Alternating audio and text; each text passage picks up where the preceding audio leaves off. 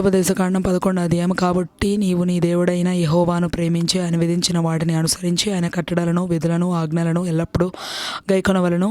నీ దేవుడైన యెహోవా చేసిన శిక్షను, ఆయన మిహమను, ఆయన బాహుబలమును, ఆయన చాపిన చేతిని, ఐగుప్తు రాజైన ఫరోకును అతని సమస్త దేశమునకును ఆయన చేసిన సూచక క్రియలను కార్యములను, ఆయన ఐగుప్తు దండునకును దాని గుర్రములకును రథములకును చేసిన దానిని, వారు మిమ్మల్ని తరుముచుండగా ఆయన ఎర్ర సముద్ర జలమును వారి మీద ప్రవహింపజేసిన దానిని, యెహోవా నేటి వరకు వారిని నశింపజేసిన రీతిని, మీరు ఈ స్థలమునకు వచ్చే వరకు ఎడారిలో మీ కొరకు చేసిన దానిని, రూబేనీయుడైన ఏలీయాబు కుమారులైన దాతాను అబీరాములకు చేసిన పనిని, భూమి నోరు తెరచి వారిని, వారి ఇండ్లను, గుడారములను, వారి యొద్దనున్న సమస్త జీవరాశులను ఇశ్రాయేలీయులందరి మధ్యను మృంగివేసిన రీతిని చూడకయు ఎరగకయునున్న మీ కుమారులతో నేను మాట్లాడుట లేదని నేడు తెలుసుకొనుడి.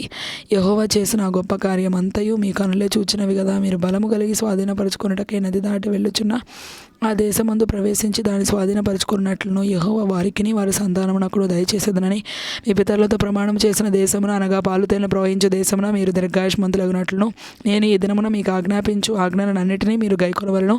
మీరు స్వాధీనపరచుకొనబో దేశము మీరు బయలుదేరి వచ్చిన ఐగుప్తు దేశం వంటిది కాదు. అక్కడ నీవు విత్తనములు విత్తి కూరతోటకు నీరు కట్టినట్లు నీ కాళ్ళతో నీ చేలకు నీరు కట్టితివి.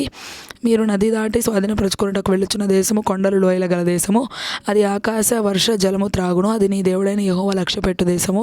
నీ దేవుడైన యెహోవా కనులు సంవత్సరాది మొదలుకొని సంవత్సరాంతం వరకు ఎల్లప్పుడూ దాని మీద ఉండును. కాబట్టి మీ పూర్ణ హృదయముతోనూ మీ పూర్ణ ఆత్మతోనూ మీ దేవుడైన యెహోవాను ప్రేమించి ఆయనను సేవింపవలనని నేడు నేను మీకు ఇచ్చు ఆజ్ఞలను మీరు జాగ్రత్తగా వినిన యెడల మీ దేశమునకు వర్షము, అనగా తొలకరి వానను కడవరి వానను దాని కాలమున కురిపించేదను.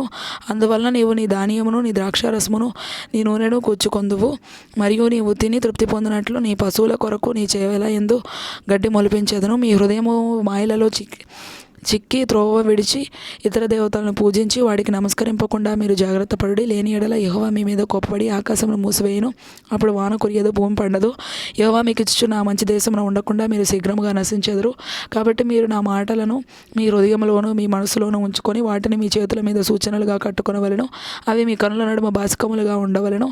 నీవు నీ ఇంట కూర్చున్నప్పుడు, త్రోవ నడుచున్నప్పుడు, పండుకున్నప్పుడు, లేచినప్పుడు వాటిని గూర్చి మాట్లాడుచు వాటిని మీ పిల్లలకు నేర్పి నీ ఇంటి ద్వార బంధముల మీదను నీ గౌనుల మీదను వాటిని రాయవలను.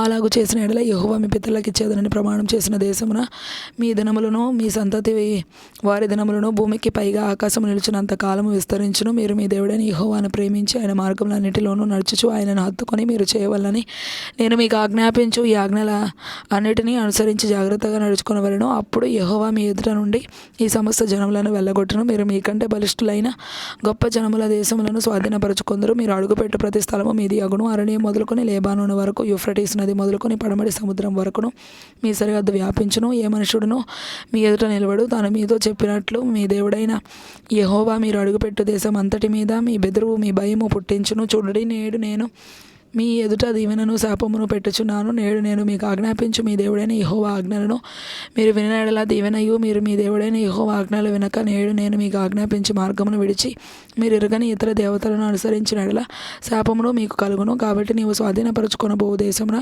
నీ దేవుడైన యెహోవా నిన్ను చేర్చిన తర్వాత గెరిజీమను కొండ మీద ఆ దీవెన వచనమును, ఏబాలు కొండ మీద ఆ శాప వచనమును ప్రకటింపవలెను. అవి యోర్దాను అవతల సూర్యుడు అస్తమించు మార్గము వెనుక మోరేలోని సింధూర వృక్షములకు దాపున గిల్గాలునకు ఎదురుగానున్న అరాబాలో నివసించు కనానీయుల దేశం అందున్నవి కదా. మీరు చేరి మీ దేవుడైన యెహోవా మీకు ఇచ్చుచున్న దేశమును స్వాధీనపరచుకొనుటకు ఈ యోర్దానును దాటబోచున్నారు. మీరు దాన్ని స్వాధీనపరచుకొని దానిలో నివసించెదరు. అప్పుడు నేడు నేను మీకు నియమించుచున్న కట్టడలన్నిటినీ విధులన్నిటినీ మీరు అనుసరించి గైకొనవలెను.